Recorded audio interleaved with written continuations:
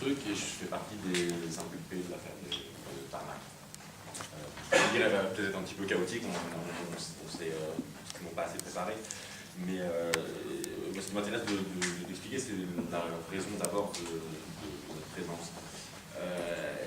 Ce qui est assez intéressant, c'est que Alden Hischer a été arrêté vraiment à quelques jours près, un an pile poil après notre décision, à savoir en novembre 2009. Et déjà au moment de son arrestation, on avait un peu tiqué, parce que, en général, quand on a vécu et quand on continue de vivre ce qui est une procédure antiterroriste, on a l'habitude à la fois d'être alarmé par ce que ça constitue et à la fois d'en rire un peu. Et là, le tableau paraissait vraiment parfait, comme ça a été décrit précédemment. Vraiment, c'était une histoire qui avait l'air de fonctionner vraiment parfaitement. Une des choses qu'on a comprises, c'est que, en fait, l'antiterrorisme, le but de l'antiterrorisme, c'est jamais réellement de saisir des faits, des éléments, ni même parfois même pas parfois des intentions, mais de raconter une histoire. Il faut raconter une histoire qui fait peur pour ensuite pouvoir mieux rassurer. L'antiterrorisme comme une espèce de gigantesque agence de communication qui s'alloue le droit de définir qui est la menace, qui est l'ennemi intérieur en l'occurrence. Et donc, ce qui est particulier dans notre affaire de Tarnac, c'est que quelque part, cette petite histoire a eu du mal à fonctionner. Pas au début, évidemment, tout le monde se souvient bien que les 15 premiers jours, à peu près la totalité de la presse et des médias relayaient la parole policière et la parole des juges. Donc nous étions ces terribles terroristes qui avaient très certainement tenté de faire dérailler les trains, etc. On se rappelle tous de ça. Et finalement, la particularité de notre affaire, c'est que justement ce récit, cette petite histoire, à un moment donné, c'est la blague, elle a déraillé. Donc, on ne sait pas exactement pourquoi, très certainement du fait de notre profil, mais aussi du fait d'une capacité à parler médiatiquement et tout ça. Ça s'est renversé et finalement aujourd'hui, on peut dire qu'à l'exception peut-être d'un juge, l'affaire à l'exception de cette personne, c'est une affaire qui en général amuse plutôt la galerie.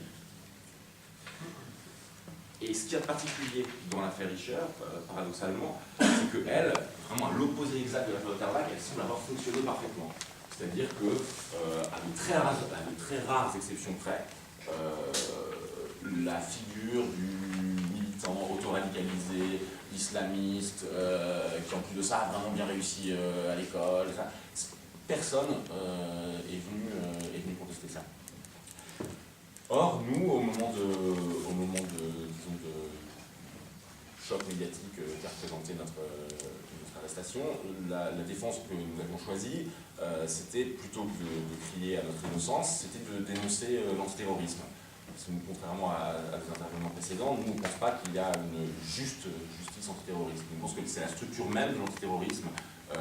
Il n'y a pas de dérive antiterroriste. L'antiterrorisme, c'est une mesure d'exception qui, à notre avis, produit rien d'autre que ce genre d'affaires. Et on a pu voir dans des livres récents le fait de dénoncer l'antiterrorisme comme fonctionnant selon les petits désirs de tel ou tel président ou personne importante pour, en gros, faire du rabotage et de la conciergerie de base politique. Nous, l'expérience qu'on en a fait, c'est différent. C'est pas que la DCRI est une police politique dans le sens de la conciergerie, c'est que c'est une véritable police politique, dans le sens où, comme je le disais précédemment, elle a toute l'attitude pour définir qui est l'ennemi, quelle est la population à cibler et quel est le profil de la menace qu'on va faire exister à un moment donné dans une situation sociale particulière.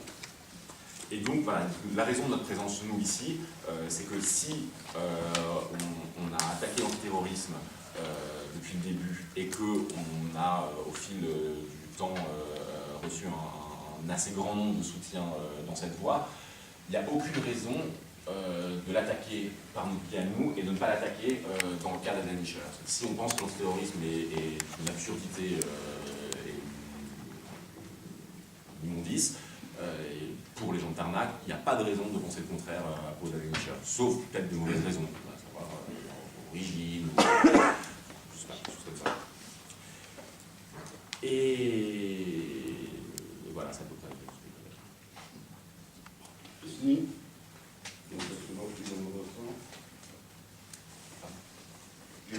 Ah oui,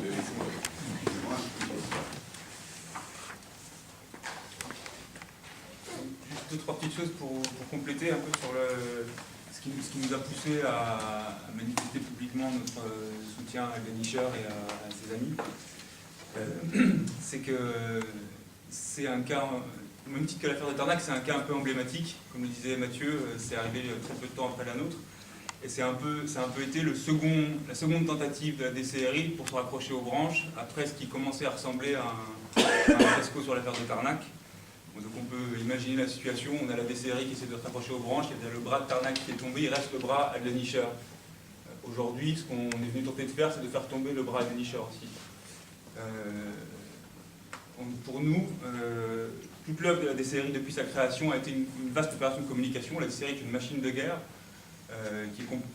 avec toutes ces annexes qui sont le pôle antiterroriste et la SDAT, SDAT qui est quand même la particularité de placer exactement dans les mêmes locaux, c'est-à-dire que les gens de la DCRI qui sont le renseignement, la SDAT qui est le bras judiciaire prennent le café ensemble, donc on peut dire que la porosité est à peu près totale, ce qui peut-être existait avant de façon moins officielle, mais aujourd'hui est totalement officialisé.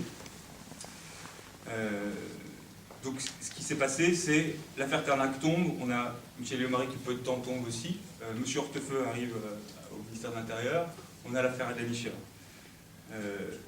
À l'époque, M. Hortefeux, au moment où il prend ses fonctions, reparle de l'état de la menace terroriste en France et dit la première menace antiterroriste c'est les islamistes, la seconde les anarcho-autonomes.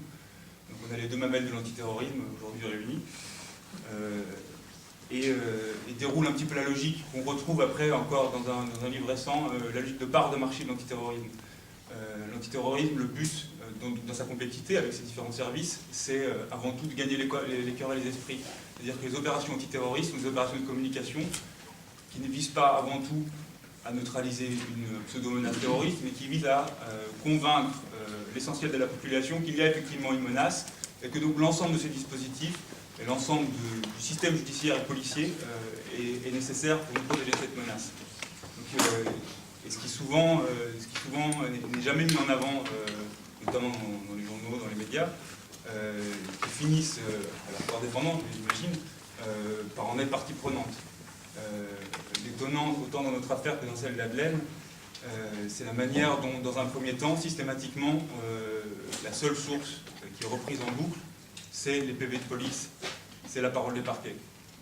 Et toujours, il y a un temps de réaction très très lent, de fait, parce que l'antiterrorisme fonctionne comme une machine à sidérer.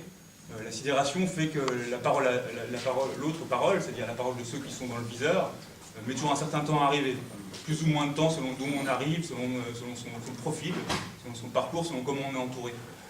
Le fait que dans le cas d'Adelaine, la réponse vienne si tardivement, donc il y a eu des raisons plus structurelles qui ont été évoquées plus tôt, mais le fait qu'il y ait plusieurs mois, voire un an, entre le moment du coup médiatique de l'arrestation, des prises de parole politiques, des prises de parole des responsables policiers et l'intervention de la défense, des amis, des mises en examen eux-mêmes, le fait qu'il y ait un temps de plusieurs mois se passe, fait que l'opération première est totalement indemne.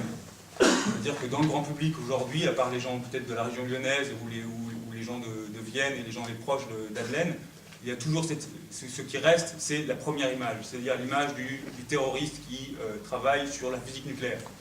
L'association est bien faite, l'opération de communication fonctionne à plein régime. Et donc le fait que, c'est ce sur quoi on voulait insister, c'est que bien souvent, le pouvoir médiatique, dans ces circonstances-là, ne joue que comme, malheureusement, que comme adjoint de l'opération policière et de l'opération de communication qui est avant tout une opération politique. Ce qu'on tente de faire aujourd'hui, c'est éventuellement de contrebalancer avec quelques mois de retard. Ce qui nous paraît vraiment essentiel, parce que s'il y a une chose à retenir, j'ai l'impression, c'est qu'on a tendance à considérer en France qu'on peut avoir pleine confiance dans les services de police et dans la justice de notre pays. Nous sommes quelques-uns à penser qu'on c'est plutôt sujet à caution. Et